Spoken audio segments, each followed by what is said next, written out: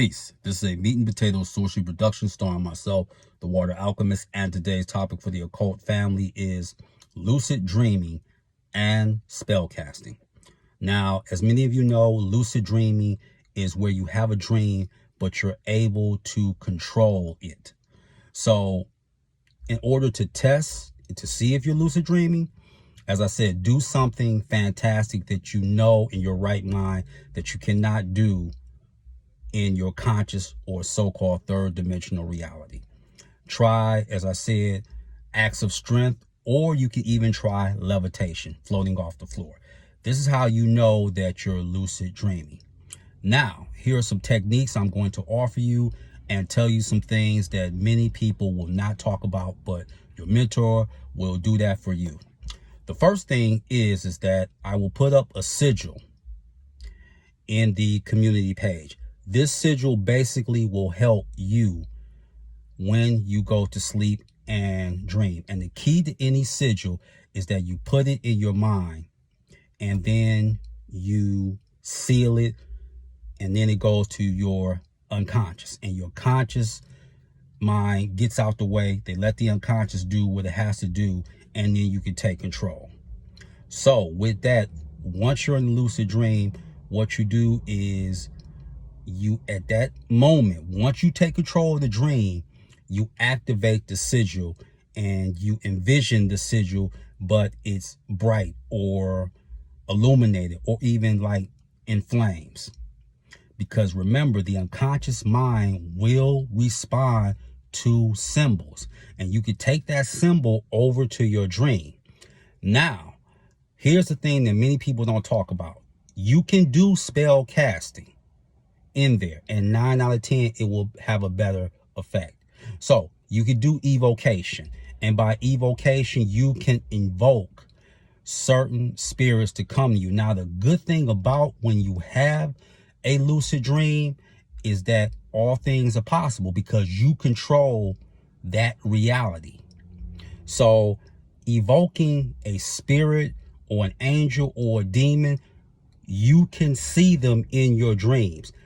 The reason that you can't see them here is because it's harder for spirits to cross over into the reality. That's why you can't see them in your physical reality. But in your dream, you can see them.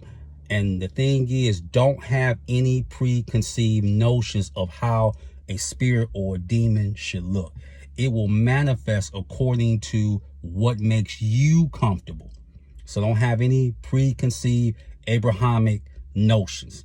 They will come in a manner that either is actually them, which breaks stereotypes, because we do have stereotypes of how spirits should look, or something that'll make you comfortable. So when you're spell casting in your lucid dream, you can come to them. Now, the thing is, if you want to use a sigil, you can, but most likely when you invoke the spirit in your lucid dream, you don't need a sigil.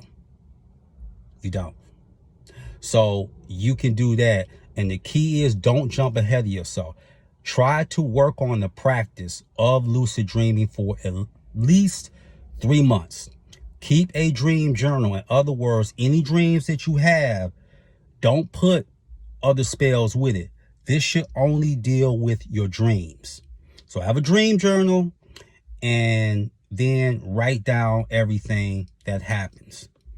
And one thing about it, when you're spell casting, sometimes, and this has happened to me, sometimes a particular spirit will give you a sigil that you're not going to be able to get out of a book or a grimoire or even off of the web. They're giving you a whole new sigil, and that's for you to communicate with that spirit. And that's something that other people don't know about. So you can go from there. Try the lucid dreaming first, and then that. So you can do the sigil to go into lucid dream. Do this practice for at least 3 months. And yes, you can spell cast. And yes, you can see them physically and how they will appear in your lucid dreams. So those are some keys to magic. And when you start working on level 1 or level 2, give yourself at least up to a year. Because again, this is not Amazon Prime. Give yourself a year. Don't try and do something just for a couple of days or a couple of weeks and get discouraged. That's not how you do it. So give yourself time, keep the journal, have the sigils, and when you go in there, know that when you're evoking them, the thing that you do is you still vibrate their name. And if it doesn't work one time, do it several times, because they may not come in your dream the first time that you vibrate their name or your unconscious produces that sigil. Do it several times, but they will come to physical manifestation. That they will do in the dream world. So with that, that is your meat and potatoes sorcery for the day. I am the Water Alchemist. Be water, my friends. Peace.